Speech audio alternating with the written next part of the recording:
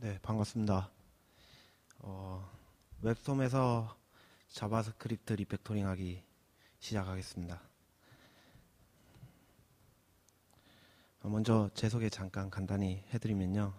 NTS 프론트엔드 개발팀에서 근무하고 있고요. 주우영이라고 합니다. 연락처는 이렇고 궁금한 거 있으면 언제든지 메일 보내주시고요. 자, 웹솜은 이전 섹션에서 이전 발표에서 간략하게 소개해드렸으니까 넘어가고, 제가 오늘 여러분들께 소개해드릴 웹솜의 기능은 리팩터입니다. 웹솜이 굉장히 고수준의 그리고 훌륭한 리팩터를 제공해 주거든요. 그 중에서 8가지 기능을 여러분들께 소개해 드릴까 합니다. 물론 이거 말고도 굉장히 많아요. 굉장히 많진 않아요. 한 2개 더 있어요. 무브랑 뭐 여러 가지 있어요. 근데 그거는 파일에 굉장히 종속되어 있어서 파일을 이동한다거나 이런 기능이라 제가 소개를 안 해드릴 거고, 오늘 8가지 실무에서 가장 많이 쓰는, 제가 진짜 직접 쓰는 그 리팩터를 소개해 드릴 예정입니다. 가장 처음으로 리네임을 소개해 드릴 건데요.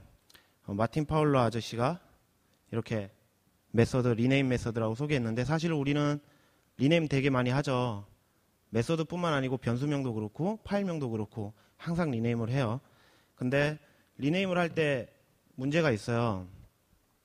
어떤 변수를 리네임 할 건데 뭐 함수 몸체 내부 맨 밑에 변수를 리네임 안 하거나 이러면은 나중에 오류나고 그렇게 되는 거죠.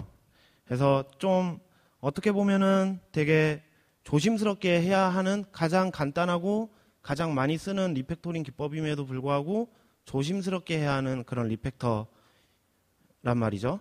근데 웹솜에서 이거를 어떻게 지원하는지 간략하게 라이브로 보여드릴게요. 먼저 리네임 로컬 베리어블을 소개해 드릴 거고요. 자, 웹솜 환경 설정 가시면 키맵이라고 있습니다. 검색을 하셔서 여기서 리팩터라고 검색을 하시면 기본적으로 뭐 단축키 같은 건 여러분들이 찾아서 수정을 할 수가 있고요. 그리고 여기에서 이클립스 평소에 쓰던 거 여기 다 있으니까 그냥 자기가 원하는 거 찝어서 단축키 쓰시면 돼요. 제가 오늘 소개해드릴 단축키는 아까 깃과 똑같은 거예요. 리팩터 디스라는 툴팁인데요. 그냥 여기서 이렇게 치면 그냥 이렇게 나와요. 그래서 제가 개별적으로 단축키를 쓰는 것보다 이 툴팁을 이용해서 리팩토링을 진행하는 게 더 이해가 쉬울 것 같아서 이걸로 계속 갈게요. 보면 벨로시티라는 변수가 있는데 좀 안 와닿잖아요. 이게 사실 뒤에서 보면은 이렇게 뭔가 애니메이션의 속도를 조절하는 변수예요. 이렇게 받아서 조절을 하는데 좀 어려운 것 같아서 스피드라는 변수로 바꾸고 싶어요. 이때까지 이렇게 해왔단 말이죠. 피드 이렇게 해서 무식하게 이렇게 해왔어요. 물론 다중커서 이용하면 아까 서브라임의 다중커서 이용하면 이런 것도 좀 간단하게 할 수 있긴 한데, 이렇게 했었는데 이거를 웹솜에서는 그래서 리네임 하면 이렇게 바뀌어요. 그러면은 코드 내부에 있는 것만 리네임 할 거냐, 주석에 있는 것도 다 같이 리네임 할 거냐 물어요. 사실 뭐 주석에 있는 건 안 해도 되니까 코드에 있는 것만 해서 스피드 하면 이렇게 간단하게 되는 거죠. 그래서 함수 이게 되게 정확도가 높아요. 이거는 그래서 함수 몸체 내부에 동일한 변수인데 리네임이 안 되는 그런 문제가 생기지 않을 수 있고요. 그 다음에 이거는 이제 객체 프로퍼티로 함수를 했을 때 여기 보시면 say hello라는 함수가 있어요. 근데 이거는 app.js에서 지금 쓰고 있어요. greeter say hello 이렇게 쓰고 있단 말이죠. 그리고 동일한 함수로 world라는 객체의 프로퍼티로 say hello가 동일하게 있어요. 그런데 제가 이 함수의 이름을 바꾸고 싶어요. 그럼 어떻게 되냐? rename 그러면 이제 rename 프로퍼티가 나오죠. greet라고 바꿔볼게요. greet 리팩토링을 하면 이렇게 물어요. 근데 이거는 항상 이렇게 묻지는 않고 뭔가 웹솜이 자기가 판단했을 때 자기가 현명한 판단을 못할 것 같다. 그러니까 좀 애매하다라고 하는 거 묻거든요. 이것도 바꿀 거냐라고 하는 거예요. 보면은 이게 뭐지? 쫓아가 보죠. 점프 투 소스 쫓아가면 이거래요. 이거 주석 안 바꿔도 되니까 그냥 안 바꿀게 라고 하고 리팩토링을 하는 거예요. 그럼 그리트가 바뀌었잖아요. 그리고 app.js도 가보면 이렇게 리네임이 된 걸 볼 수가 있어요. 그리고 되게 인공지능적으로 코드를 추적해서 동일한 함수 명이었지만, 그러니까 객체 프로퍼티 명이었지만 객체가 다르기 때문에 리팩토링을 하지 않죠. 이런 리네임 리팩터를 가지고 있고요. 자, 다음으로 소개해드릴 리팩터는 체인지 시그니처 이거든요. 함수나 메서드의 파라미터를 안전하게 추가하거나 삭제할 수 있어요. 객체의 그 파라미터를, 그러니까 시그니처를 변경하는 거는 함수의 어떤 형태를 변경하는 일이잖아요. 그게 좀 위험한 거죠. 기존에 어떤 함수를 많은 코드에서 산재해서 쓰고 있는데 함수의 형태를 바꾸기가 되게 위험하단 말이죠. 그랬을 때 체인지 시그니처를 이용하면 그걸 좀 안정성 있게 변경할 수가 있습니다. 자, 이런 함수가 있어요. find by라는 함수가 있어요. 그리고 app.js에서 쓰고 있습니다. find by라는 걸 쓰고 있어요. 근데 여기에 좀 정책이 바뀌어서 쿼리문을 이제 다오 객체에다가 쿼리문을 날 때, 객체를 요청을 할 때 이렇게 스토어 아이디랑 스토어 타입을 넘겨야 된다고 해요. 그럼 여기에 시그니처가 바뀌어야 되잖아요. 근데 app.js는 이미 쓰고 있단 말이죠. 그때는 체인지 시그니처를 이용해서 바꾸시면 됩니다. 스토어 아이디 그리고 스토어 타입. 근데 그래서 기본값을 지정해 줄 수 있어요. 뭐 너를 넣어줘도 되고, 보통 저는 0 그리고 타입은 푸드를 기본값으로 하자. 이건 정책적으로 결정되면 되는 거겠죠. 그 다음에 리팩토링을 하면 이렇게 자동으로 코드를 싹 만들어주는 걸 볼 수 있죠. 그래서 이제 스토어 아이디 넣고 스토어 타입 넣고 이렇게 하면은 여기에는 리팩토링이 끝났어요. 그럼 이제 기존에 이 함수를 사용하고 있던 app.js는 어떻게 하고 있냐? 보면 기본값으로 세팅을 그냥 해놓는 거죠. 혹시 모를 리팩토링은 그거잖아요. 코드를 정리할 건데 이걸 사용하고 있는 코드를 정리하는 기법이기 때문에 에러가 나면 안 돼요. 그런 조심스러운 부분이 가미된 기법이죠. 그래서 이렇게 혹시 모를 오류를 미연에 방지해주는 그런 역할도 해주고 있습니다. 자, 다음은 세이프 딜리트. 이것도 변수나 객체의 프로퍼티를 삭제하고 싶어요.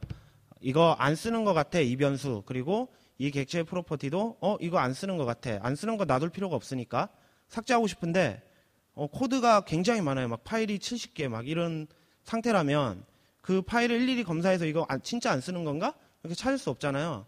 그렇다고 해서 그냥 안 쓰겠지 하고 삭제해버리면 나중에 스테이징에 올라가서 문제가 될 수 있단 말이죠.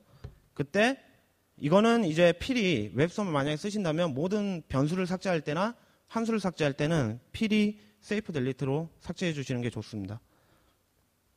자, 아까 리네임을 할 때 예제를 잠깐 다시 볼게요.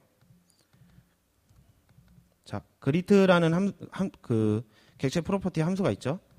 그리고 app.js에서 사용을 하고 있어요. 근데 우리는 이 사실을 모르고 있다고 해요.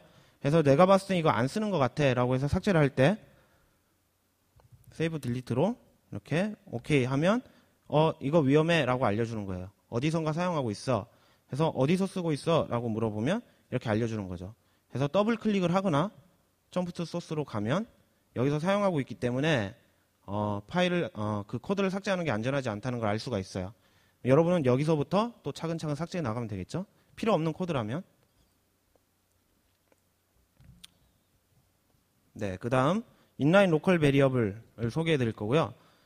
마틴 파울러는 이제 임시 변수가 있는데 거기에 간단한 수식의 결과값을 담는 임시 변수가 있는데 이게 리팩토링 할 때 방해가 되면은 삭제하라 이거거든요. 실무에서는 이게 그렇게 많이 쓰진 않았는데 가끔 쓰긴 해요. 한번 보여드리겠습니다.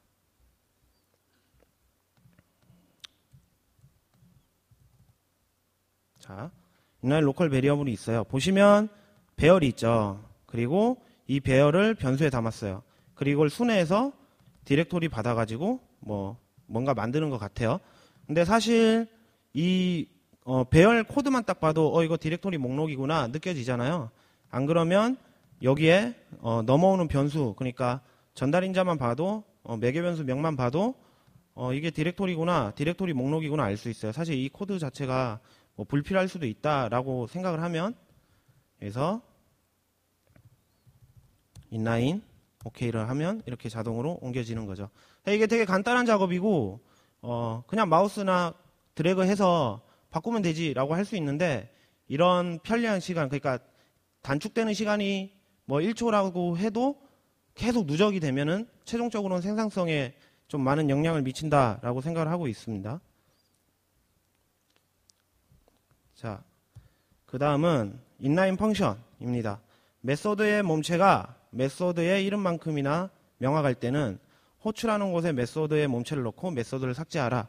이런 리팩토링 기법이죠. 이 또 꽤 많이 사용을 해요. 어떻게 보면은 간단한 수식을 계속 여러 함수로 익스트릭트 하는 게 나중에 코드가 오히려 장황해 보일 때가 있어요. 그럴 때는 다시 인라인을 해주거든요. 예를 들어서 이런 게 있죠. 스핀박스라는 그 객체가 있는데 여기에 setValue라는 함수 몸체를 보면 isOverValue 해서 value를 넣고 여기서 이제 maxValue보다 이제 value가 크냐 검사를 하고, 그 다음에 isUnderValue라고 해서 value를 넣었는데 여기서 minValue보다 value가 작냐 이런 걸 검사를 해요. 물론 이제 저는 개인적으로 이 코드가 좀 마음에 들지만 이 수식이 굳이 이렇게 함수로 더 한 번 더 추상화할 필요가 없다라고 생각하면 이렇게 inline, 이거는 기존의 함수 타깃이 되는 함수를 삭제할 거냐 묻는 거고요. 이거는 그냥 놔둘 거냐 삭제를 하겠습니다. 리팩토링 하면은 함수는 삭제되고 몸체가 옮겨지죠. 그 다음에 inline 그리고 리팩토링 하면 되게 순식간에 한 줌도 안 되는 시간으로 인라인이 되는 걸 볼 수가 있어요. 그래서 이게 코드가 어떻게 보면 깔끔해진 것 같죠, 아까보다는. 여러 개의 함수가 없으니까. 자, 그 다음에 extract variable. 이거는 아까 먼저 보여드린 inline local variable과는 반대되는 개념이에요. inline local variable은 어떤 그런 그냥 코드로 바로 보여드릴게요. 자,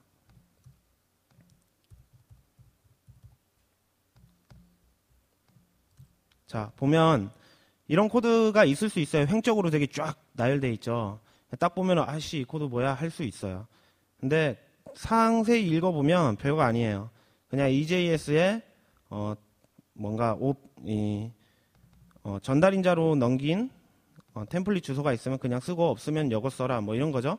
근데 이거를 좀 읽기 쉽게 만들 필요가 있을 것 같아요. 그럴 때는 extract variable을 쓰시면 돼요. 이렇게 드래그를 해서 extract 할 공간을 드래그 한 다음에 variable 해서 그 다음에 템플릿 주소니까 이렇게, 그 다음에 이거는 이미지 데이터 주소라고 이미지 데이터 배열이라고 해서 한 다음에 이렇게 하면 코드를 아까보다 좀 더 읽기 쉽게 변경한 걸 볼 수 있죠. 보면 이제 body라는 엘리먼트에 이렇게 데이터를 가지고 템플릿을 렌더링해서 append 시켜주는 코드라는 걸 볼 수가 있어요. 이게 이제 extract variable이고, 자, 7번째 extract parameter. 이거는 함수나 메서드 내부에 작성한 고정값을 파라미터로 변경하는 거거든요. 처음에 개발할 때는 이 값이 고정돼도 아무 상관이 없다 이렇게 판단이 돼서 함수에 그냥 하드 코딩해서 코드를 개발했는데, 나중에 보니까 이게 변경돼야 돼 라고 하면은 그거를 전달인자로 대처하잖아요. 매개 변수로 만들어 버리는데, 그때 조금 더 안전하게 바꿀 수 있는 기법입니다. 리팩터를 한번 써볼게요. 자, 보면 showDanger라는 함수가 있죠. 근데 여기에 하드 코딩돼서 어떤 엘리먼트의 아이디명 그리고 엘리먼트 내부에 들어갈 메시지명이 하드 코딩되어 있어요. 이걸 이제 동적으로 바꿔야 된다고 하면 파라미터 하면 이렇게 바꿔줘요. 그러면 뭐 괜찮네.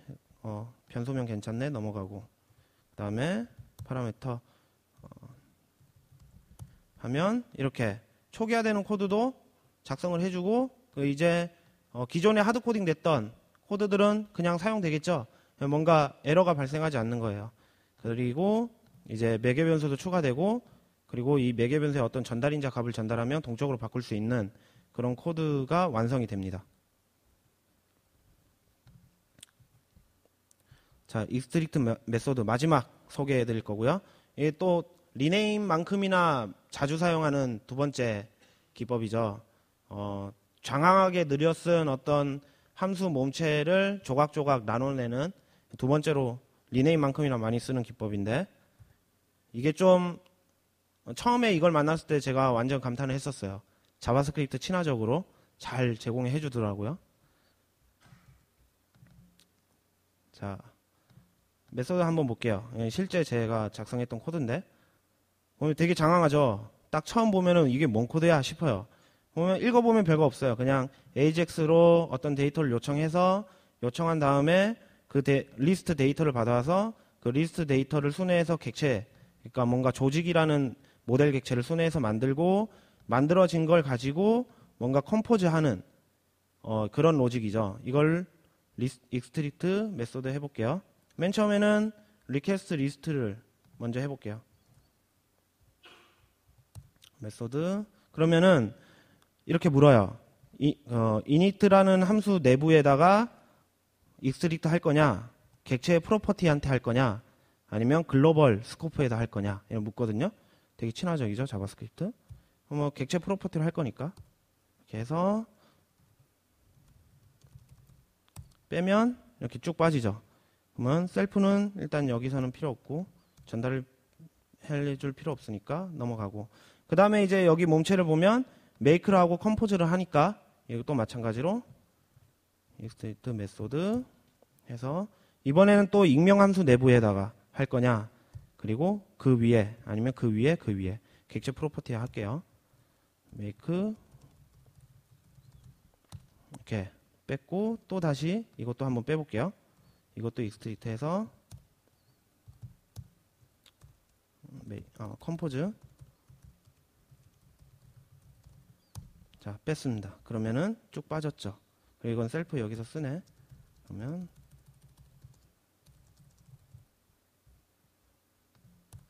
자, 그러면 어떤 로직, 그러니까 감신사별로 익스트릭트 된 걸 볼 수 있고, 코드를 다시 읽어보면 뭔가 리스트를 요청을 하네. 쫓아가면 요청해서 결과값 가지고 뭔가 조직을 메이크하고, 그 다음에 또 컴포즈 하는구나 라고 이제 읽기 쉬운 코드를 만들어 봤습니다. 익스트릭트를 이용해서.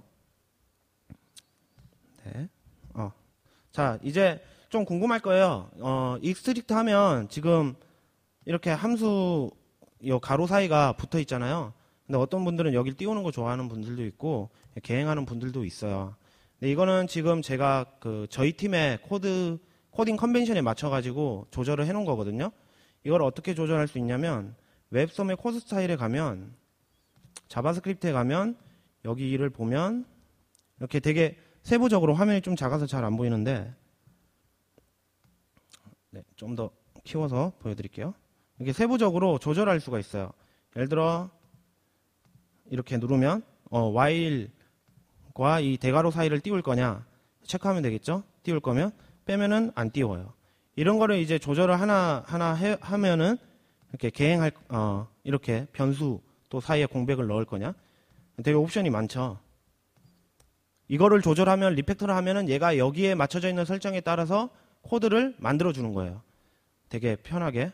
그래서 팀에서 이 옵션들을 이렇게 딱딱 몇 개, 우리는 이렇게 하자 찝어서 하면은 동일한 코드를 생성할 수 있게 되는 거죠.